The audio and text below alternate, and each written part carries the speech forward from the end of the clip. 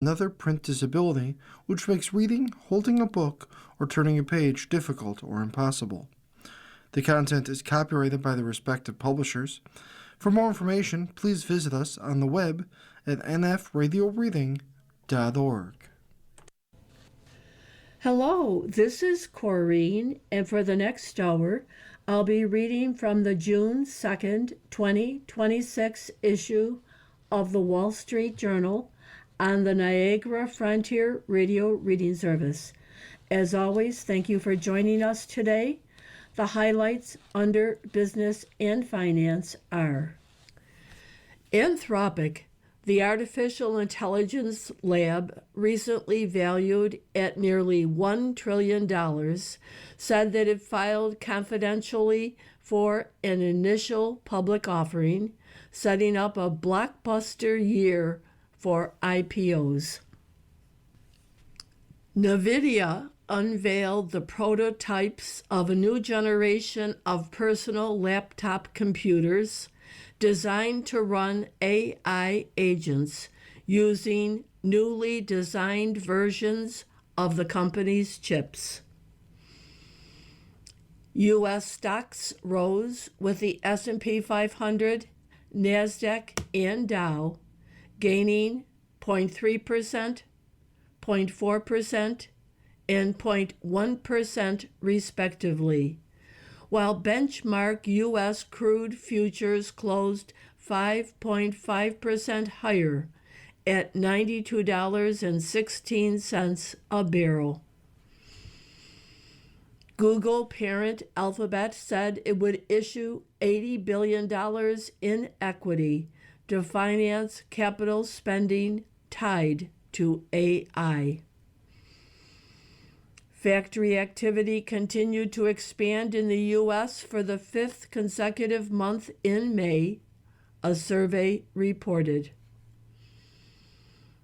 Prominent short seller Andrew Left was convicted of securities fraud over federal charges that he used his public calls on stocks to manipulate their prices. The Bitcoin hoarding firm Strategy said it sold $2.5 million in Bitcoin last week, its first sale since 2022. Global infrastructure provider GLP plans to raise as much as $3 million via an initial public offering. Motorola Solutions signed a deal to buy Defend for $1.5 billion, adding counter-drone technology to its products and services. JetBlue said it is enjoying strong demand in all the places it operates, even as high fuel costs are driving up fares. FedEx Freight's CEO said self-driving tractor-trailers are ready for the road, and it is now up to regulators to approve their use. Now for the key articles under the Worldwide section. Trump aimed to quash a growing conflict between Israel and Hezbollah that threatened to derail his peace talks with Iran, declaring that both sides had agreed to stop fighting. The Justice Department said it would abide by a judge's order directing the government to temporarily halt work on Trump's nearly $1.8 billion compensation fund. Florida sued OpenAI and its chief executive, Sam Altman, alleging that they knowingly released ChatGPT as an unsafe product and ignored warnings that it could harm users. New York City's Economic Development Corporation remains without a chief executive. raising concern among business people in real estate and finance. Defense Secretary Pete Hegseth blocked the promotion of 8 Navy captains to be one-star admirals, including 2 females and 2 black officers. A Trump administration policy illegally banned transgender troops from military service. A divided panel of federal appeals court judges ruled. Russia sent a cargo ship to resupply its air base in Syria, a signal the Kremlin intends to maintain the asset under the country's new rulers. University of California math and science professors urged regents to reinstate entrance exams, arguing that unprepared students are lowering academic standards and draining teaching resources. The release of more documents related to Peter Mandelson's appointment as Britain's ambassador to the U.S. proved a further embarrassment to Prime Minister Keir Starmer. Died Raymond Berry, 93, NFL wide receiver. The picture on today's front page shows a man kicking a tire into a pile that has been set on fire, and he's waving a flag. And the caption reads, "Under fire." A protester raises a Kenyan flag near a burning barricade during a demonstration against a proposed Ebola quarantine center to be established by the U.S. in Kenya. Americans exposed to Ebola while abroad would be sent there. And the headline, Kenyans protest U.S. plans for Ebola Center. The article under World Watch, hundreds protest Ebola facility. Hundreds of youth in the central town of Nanyuki on Monday demonstrated against the establishment at the Laikipia Air Base of an Ebola quarantine center for U.S. citizens exposed to the virus. The protests come 2 days after Kenya's High Court suspended the establishment of the facility and the arrival of any foreign patients pending the hearing of a case filed by the Law Society of Kenya and a constitutional watchdog.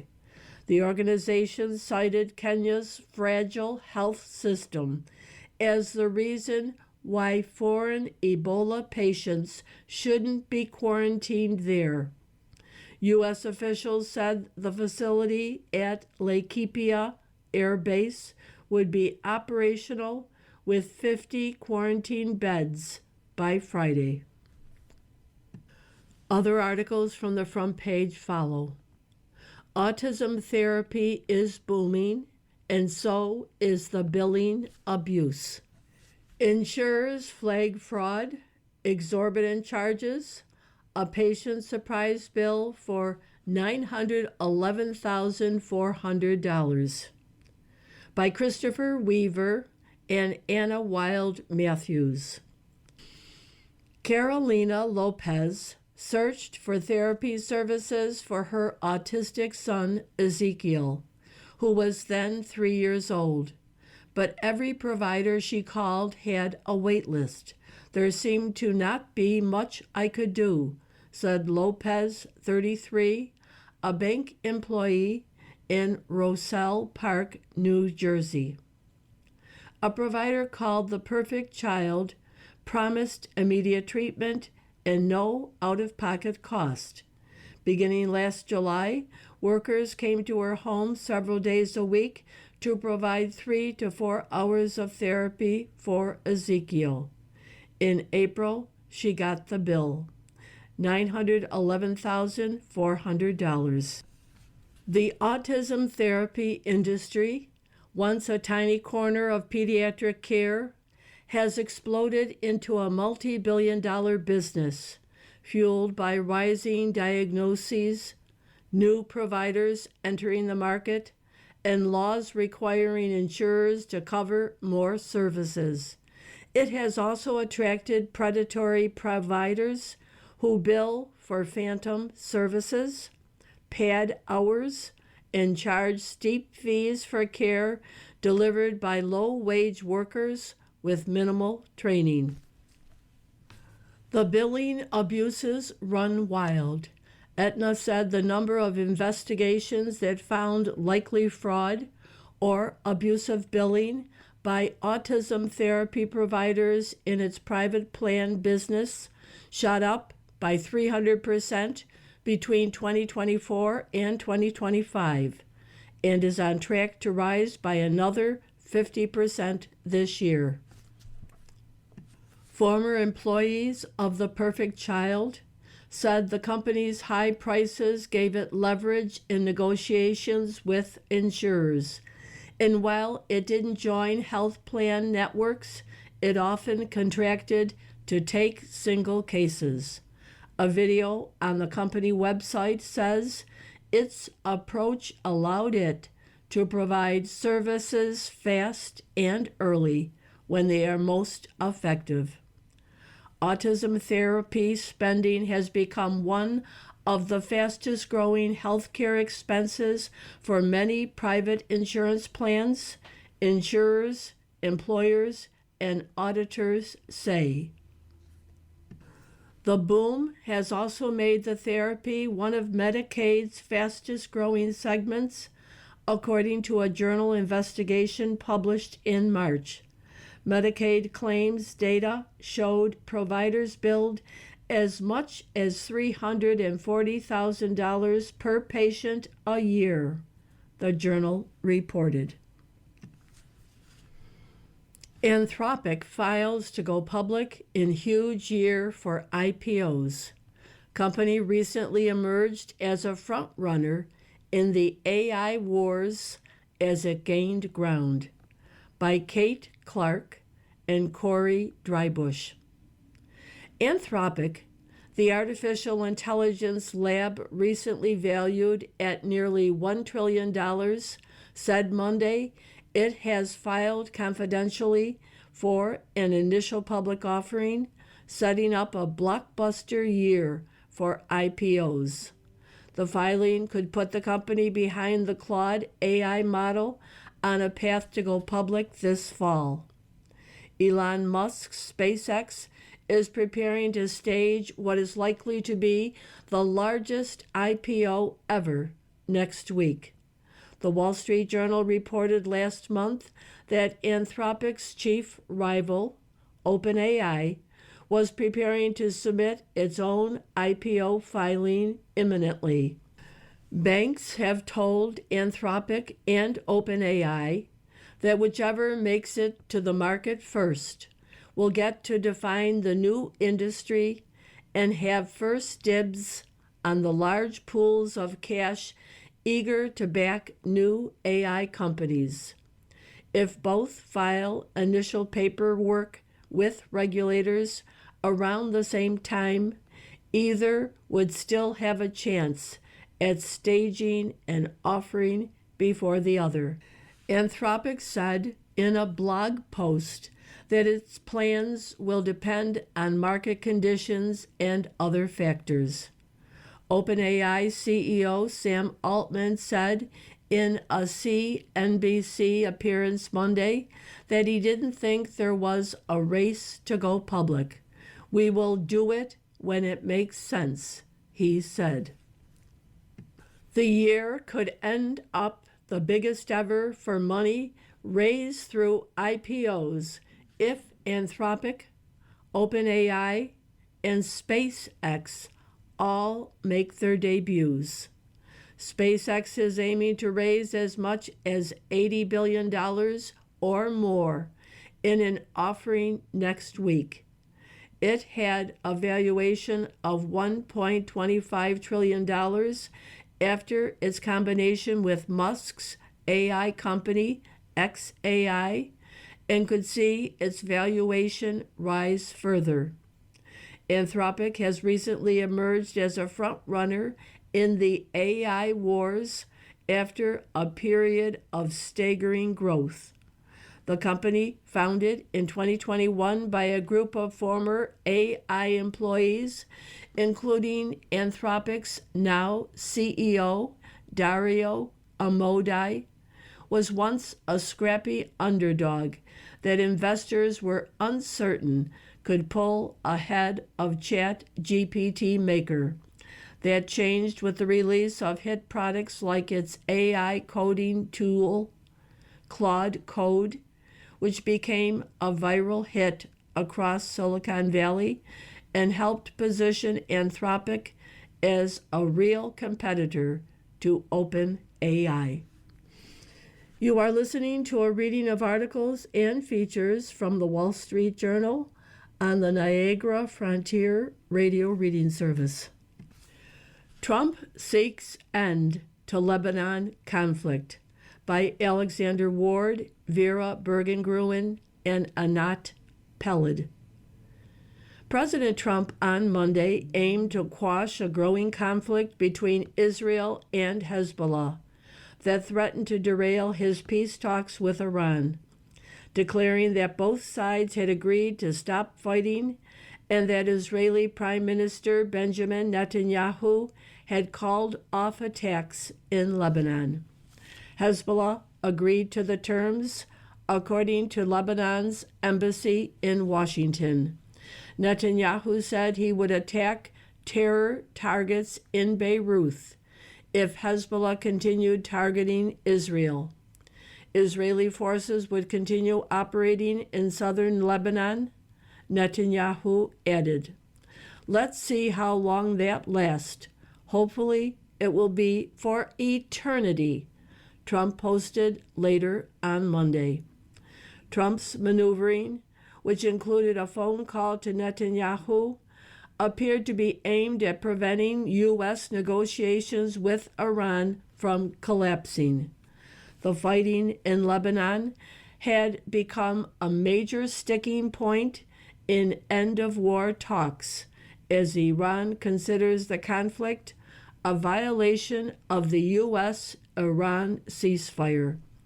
Trump received briefings in recent weeks that the Israel-Hezbollah conflict was one of the key reasons why Iran remained unwilling to make a deal with the U.S., Trump administration officials said.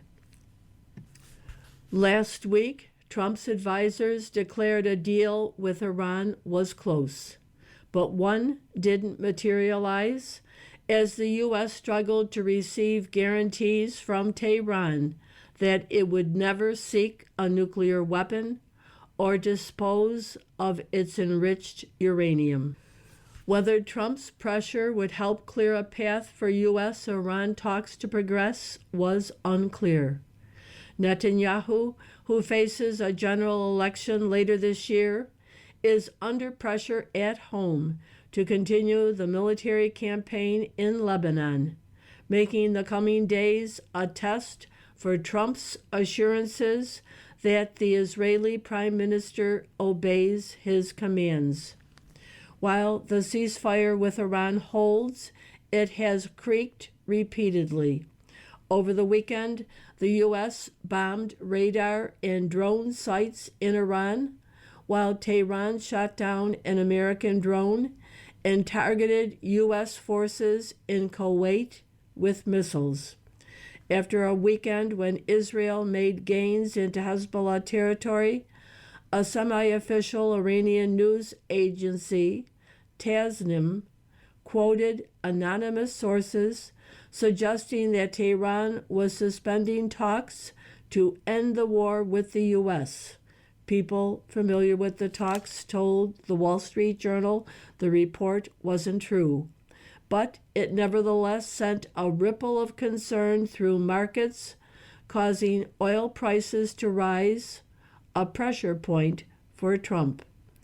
After announcing the Israeli-Hezbollah truce, Trump said that talks were continuing at a rapid pace with Iranian leaders. Media mogul 84 reinvents himself yet again, by Jessica Tunkel.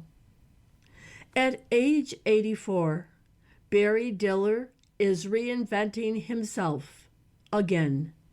The studio executive turned digital brand builder turned publishing magnate said on Monday that his company, People Incorporated, wanted to take over the rest of MGM Resorts in a deal valuing the casino giant at around $12.4 billion.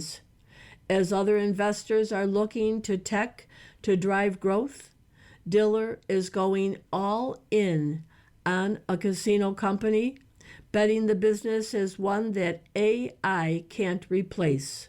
While everyone was running into all sorts of AI opportunities, I wanted to run the other way, Diller said in an interview.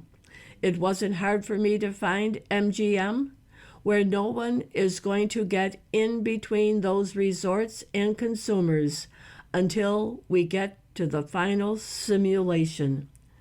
Diller has made a career of unexpected wagers. Back in 1992, at the age of 50, he left his job as CEO of Fox Incorporated to go out on his own and start amassing stakes in small companies, including QVC and Ticketmaster. He doubled down on digital, buying dating site Match and travel site Expedia. Then went big on magazines by buying publisher Meredith in 2021. Just this year, Diller rebranded his company as People Incorporated, highlighting the flagship title, and said the conglomerate would focus on its magazine assets and MGM investments.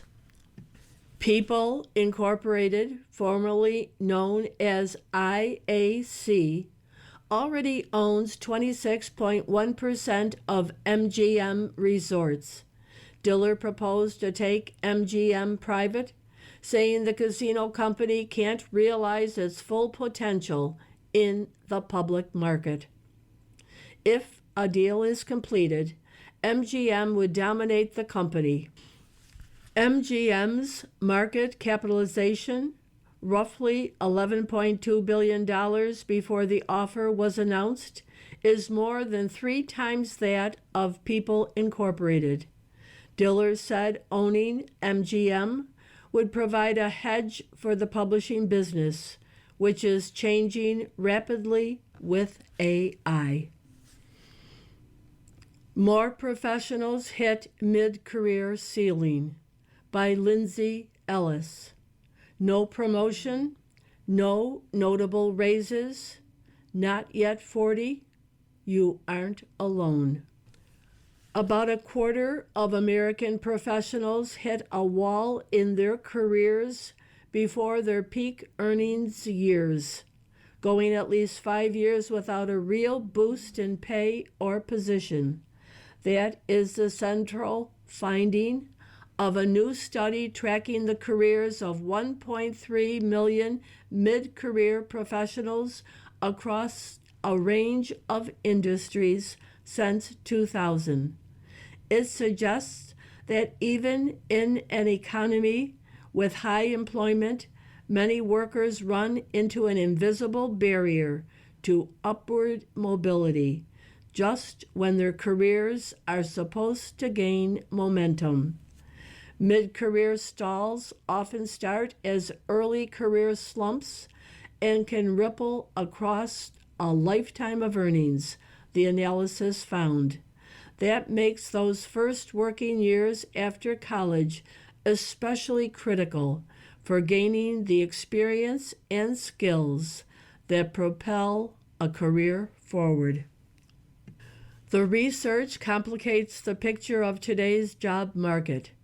Even during the pandemic hiring spree, the mid-career stall persisted, researchers found.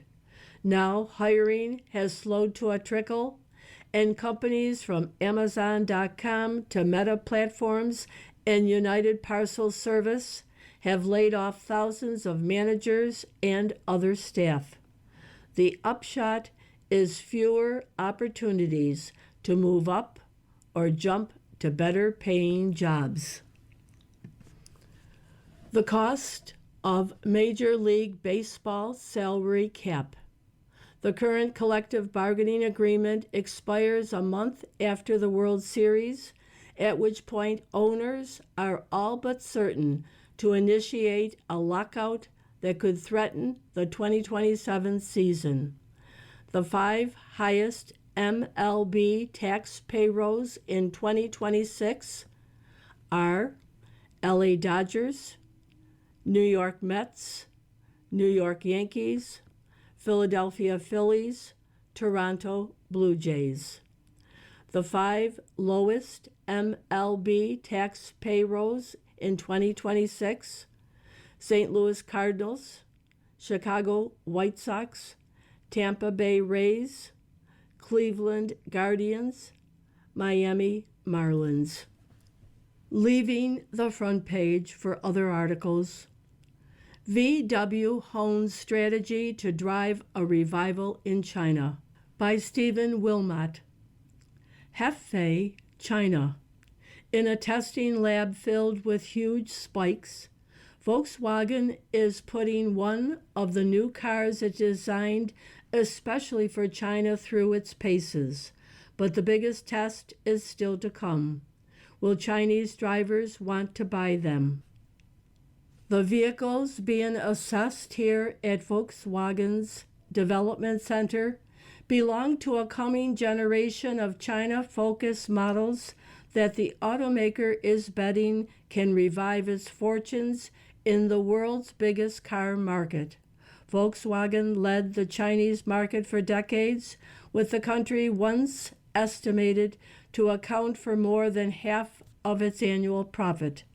But the company's position in China has eroded in recent years amid competition from local electric vehicle makers with more advanced digital technology.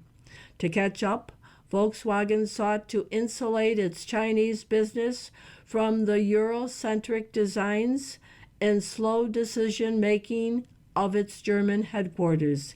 It invested $3.5 billion in development facilities in Hefei and struck deals with several tech-savvy local firms. Now, the first cars produced under its In China, for China strategy are hitting the market. Whether the vehicles win over Chinese drivers is a litmus test for Volkswagen's prospects in the country. They are a test case for the survival of Western brands in China, where consumers increasingly favor local champions. FedEx Freight CEO says robo-trucks ready for road by Esther Fung.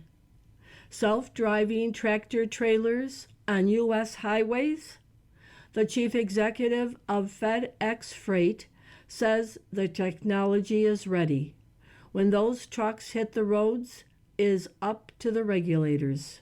The regulatory piece is going to be the biggest hurdle, said CEO John Smith.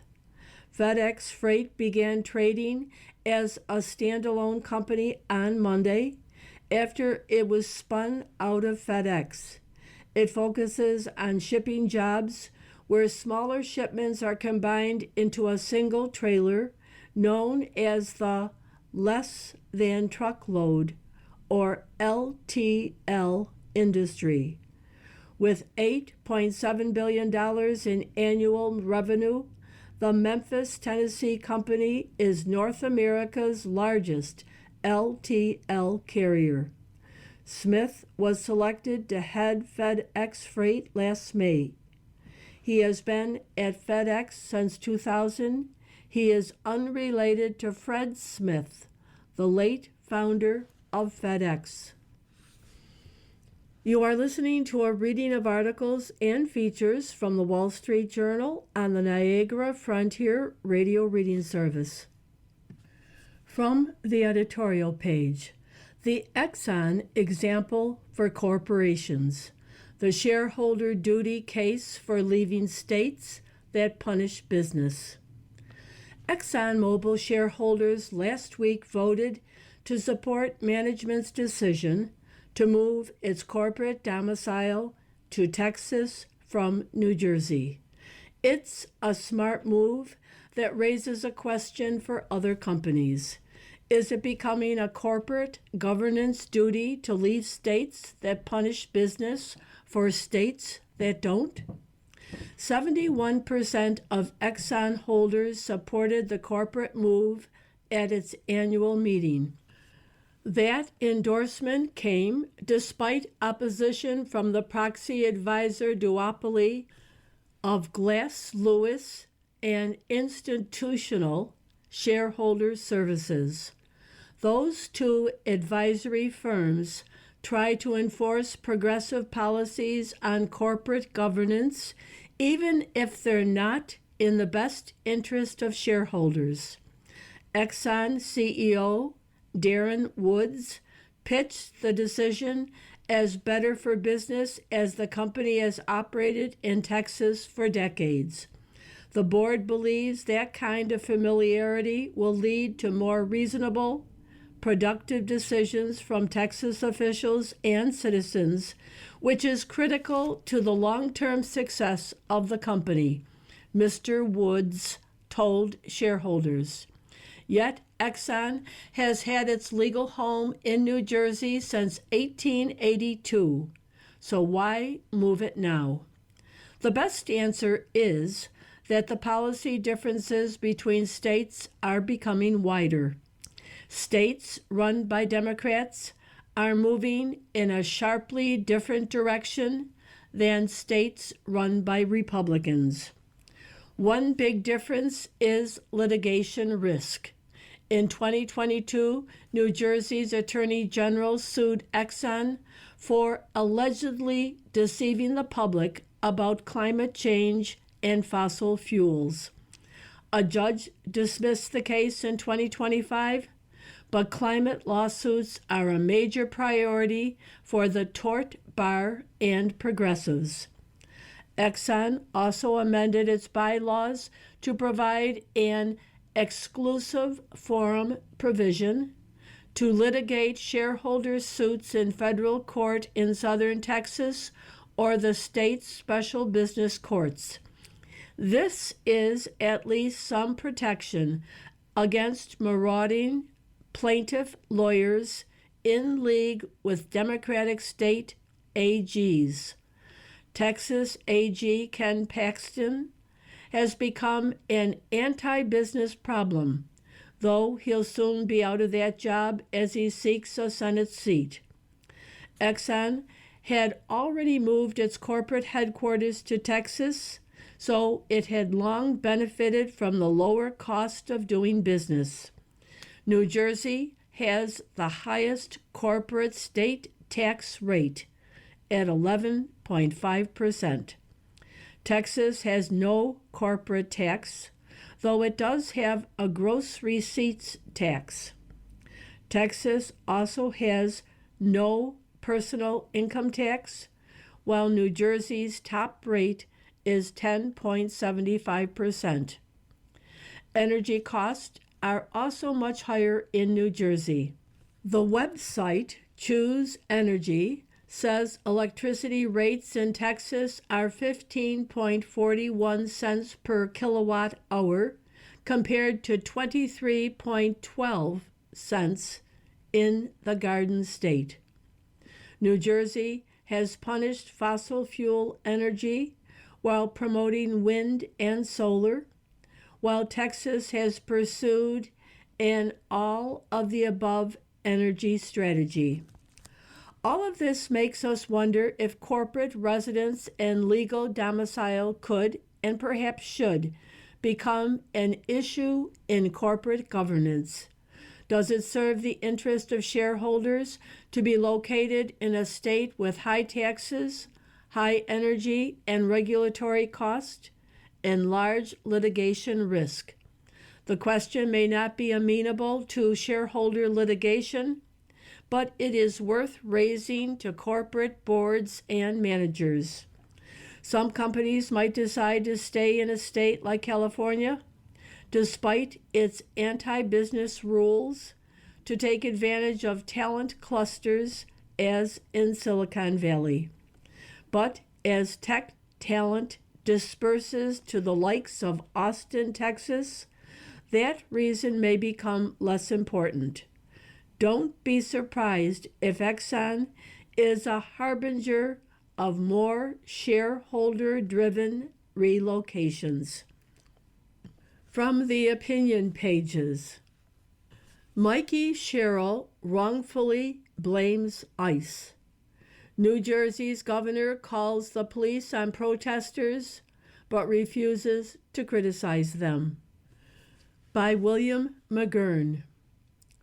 Protesters descended on Delaney Hall, an Immigration and Customs Enforcement detention facility in Newark, New Jersey this weekend. For a while, it looked as though we might see a rerun of Minneapolis, where 2 people were shot and killed by ICE agents in January amid protests designed to thwart enforcement of immigration law. In Minneapolis, ICE agents operated without the cooperation of local and state law enforcement. The chaos made Governor Tim Walz look hapless and incompetent. The newly installed governor of New Jersey, Mikey Sherrill, is determined not to repeat Mr. Walz's mistake. Ms. Sherrill decided on a very New Jersey solution. Call in state police to set up a security perimeter around Delaney Hall so ICE could do its job.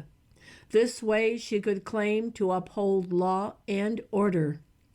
But in her public statements, the governor argues that most of the blame for the violence belongs to ICE, instead of the protesters who came to Newark itching for a fight. At a press briefing Saturday, Ms. Sherrill alluded to Minneapolis. Clearly, she intended to draw a contrast between her decisive actions and Minnesota officials' failure to go after those who caused the mayhem. I refuse to let that happen in New Jersey, she said in her best zero-tolerance voice. And she named those responsible for the violence outside Delaney Hall. I will not give ICE a pretext to expand operations at Delaney Hall or across our state, Ms. Sherrill thumped. I will not put lives at risk. It's a whopper.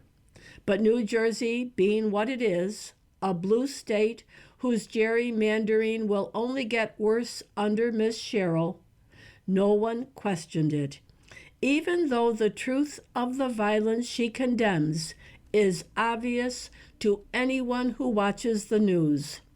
Whatever one's views of ICE, it manifestly isn't the problem in New Jersey. These well-supplied protesters mean business.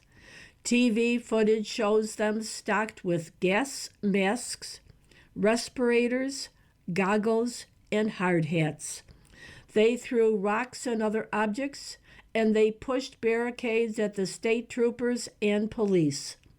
Federal and local police made between 24 and 4 arrests. One of these was Nicholas Scalfo. During the protest, he was filmed by independent journalist Nick Sorto, screaming at ICE, "Your children, your wife, all dead. I have your face, MF. You're dead, dead. Within 24 hours, the Federal Bureau of Investigation had Mr. Scalfo in custody thanks to facial recognition technology. In a Friday tweet announcing the arrest of another protester, Acting Attorney General Todd Blanche included photos of bloody bites the man allegedly inflicted on ICE officers. These riots are clearly not peaceful protests, as you can see from the photos of these horrific wounds, Mr. Blanche said. Still, Miss Sherrill sticks with her narrative that the unrest is due to officers trying to enforce the law, rather than protesters defying the law. It doesn't pass the straight face test. The longer the unrest goes on, the harder it will be to maintain the fiction that ICE is the bad actor here. The irony is that it's the protesters themselves who are exposing this fiction. No one still believes these protests are driven by the horrible treatment of those detained at Delaney. A few days ago, we were all talking about the protesters' claim that maggots were in the food served to inmates, which Homeland Security denied. It is also becoming clear ICE isn't the only enemy for the protesters. Over the weekend, they happily did battle with the New Jersey police Miss Sherrill called in to protect protesters from ICE. This may be a clever way not to offend the Democratic base, but the protesters don't have much patience for the democratic process or the Democratic Party. They are interested in chaos, as their actions make perfectly clear. They enjoy the protest.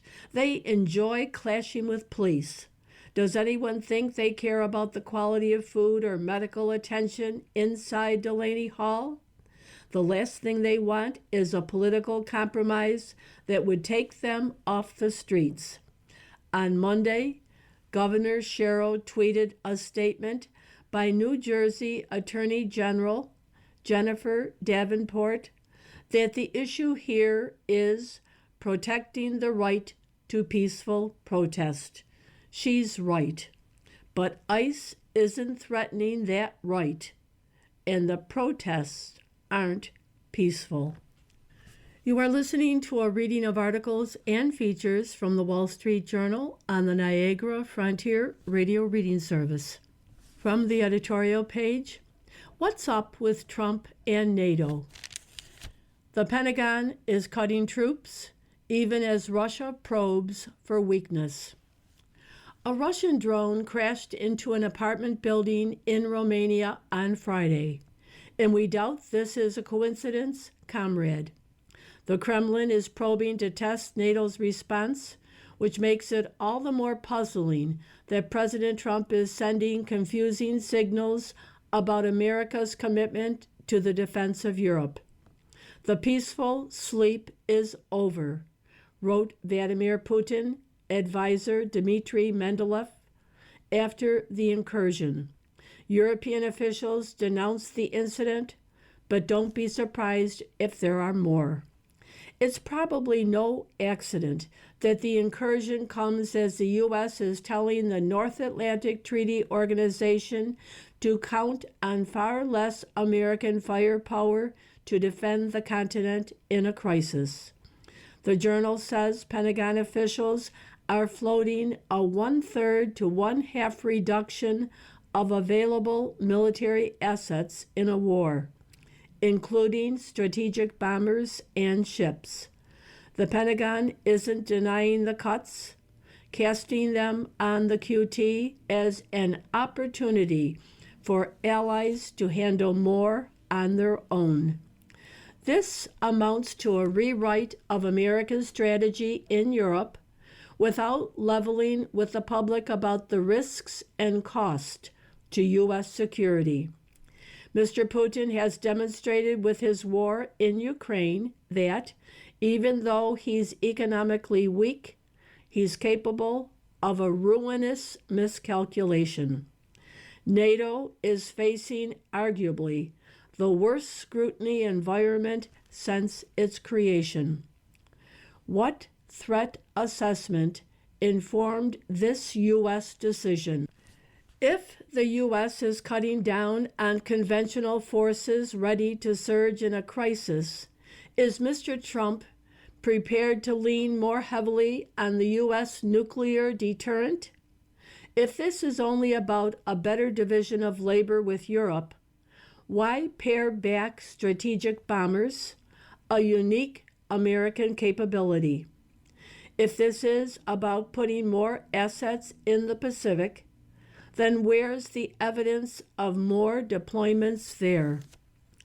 These are some of the questions the administration doesn't want to answer, which is why it is conducting policy via press leak.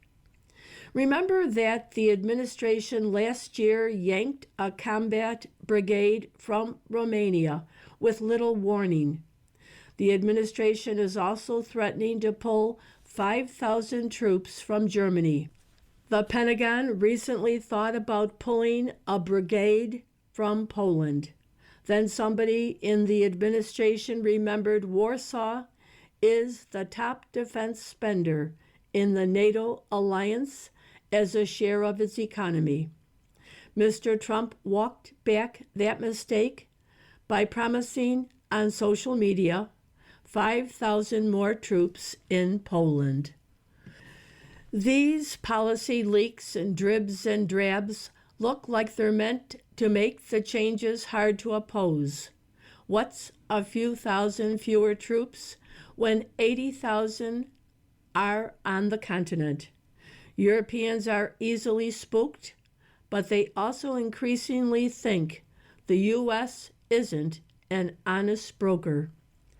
Congress has mandated a 76,000 U.S. troop floor in Europe, and a forthcoming defense bill asks the Secretary of Defense for policy to justify these decisions in Europe. That's Elbridge Colby, the J.D. Vance pal, who is running this intellectual project. The defense hawks in Congress don't like to disagree with Mr. Trump, but they'll have to draw a line on Europe, even at the risk of a social media thrashing. The composition of American military forces in Europe shouldn't be based on score settling with leaders who didn't help in Iran or whatever the Prime Minister of Spain is saying this week. It should depend on the threats to peace and freedom on the continent, which are growing as Mr. Putin tests NATO's will. If President Trump subscribes to a different risk assessment, Congress, our allies, and the U.S. public deserve to hear it. Becoming who you are ain't for sissies. A commencement isn't only about beginnings, it is also a chance to look back at how you got there. By Peggy Noonan. When Conan O'Brien walks into a room, people immediately get a merry look, and when he spoke at a university commencement this week, it was good to see an air of expectation ripple through the crowd. The flame-haired entertainment icon didn't disappoint. His message: be modest. You'll make mistakes.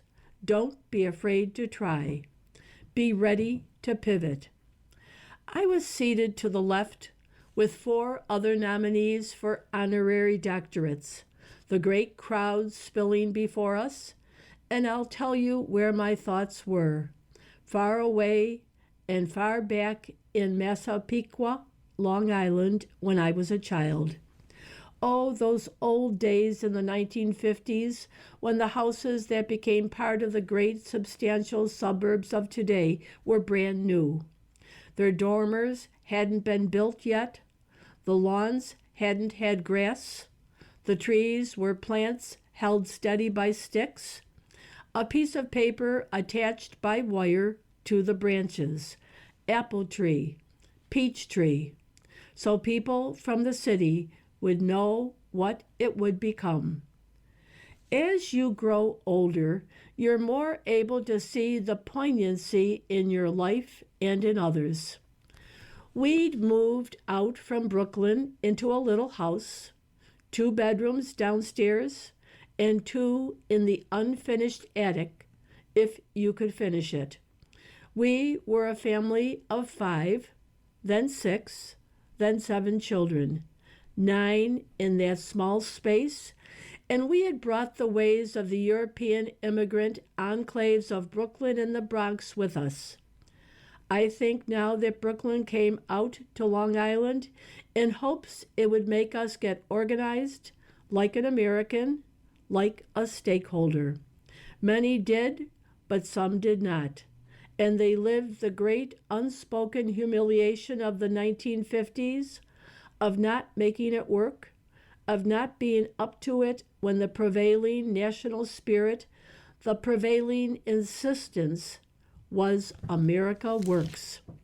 My parents were in their 20s when most of those babies came and overwhelmed by circumstances.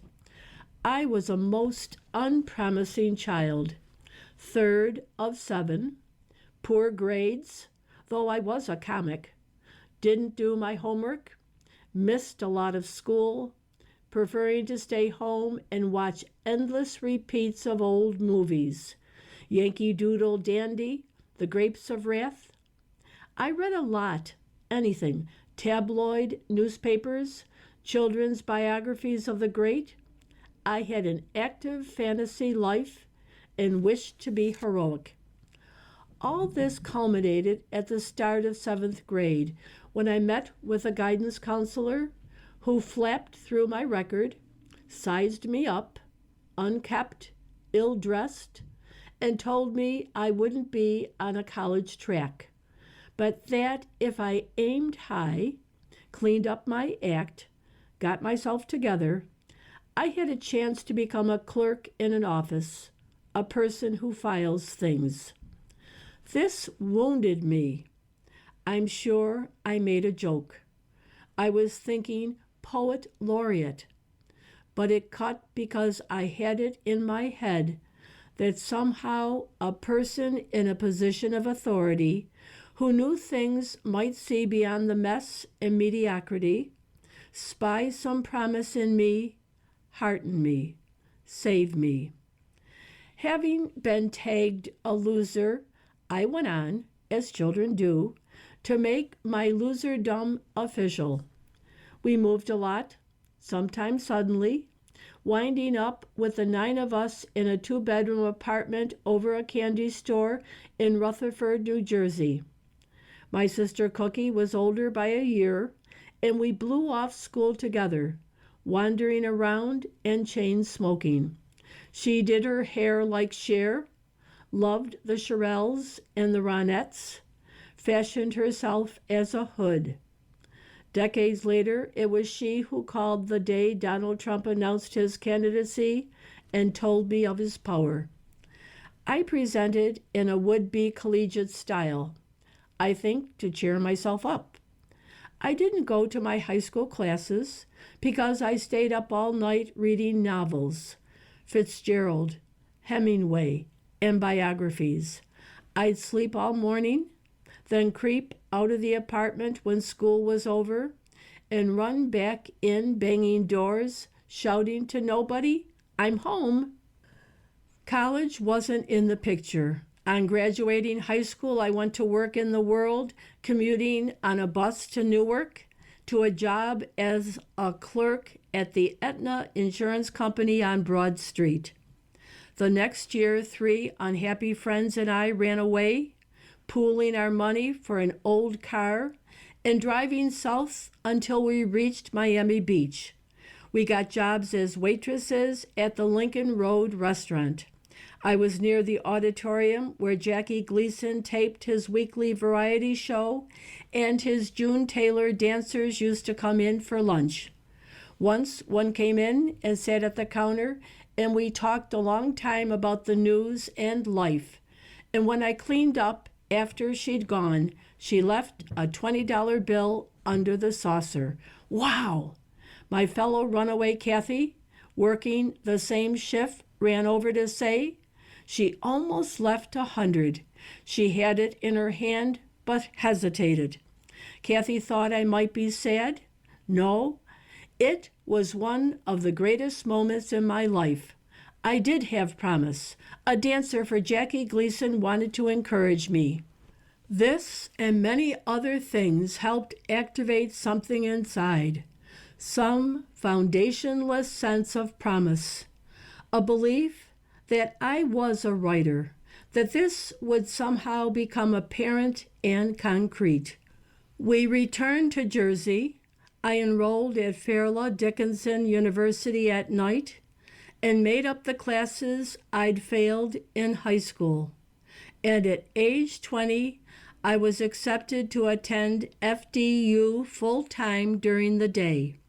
I was a college student and eager now, finally, to sit in a class and listen, absorb.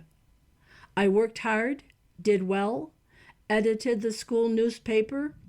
In coming decades, I went on to work as a writer for a radio station, then a network, then a great president, now a great newspaper. I'm saying what you already know. Never count anyone out. Don't count yourself out. Don't take the world's appraisal of you and make it your own. Be aware of its appraisal. Maybe the world has reasons for its reservations. Maybe you should work on them. But maybe the world isn't giving more than a cursory look. Maybe it's hardly looking at all. Even if it is, its estimation will likely lack a warmth of imagination. You may have to bring your own. And after the warmth, the work. Becoming who you are ain't for sissies. So back to this Thursday, and I am surrounded by other happy honorees in a bubbling brew of crimson robes and black caps. Mark Twain said the honorary doctorate he was given by Oxford University in 1907 marked the healing of an old wound. He felt he'd been overlooked for such honors by American colleges. That isn't the purpose of such worldly honors, healing wounds, but I suspect it's often an effect. And so, hello, 7th grade guidance counselor.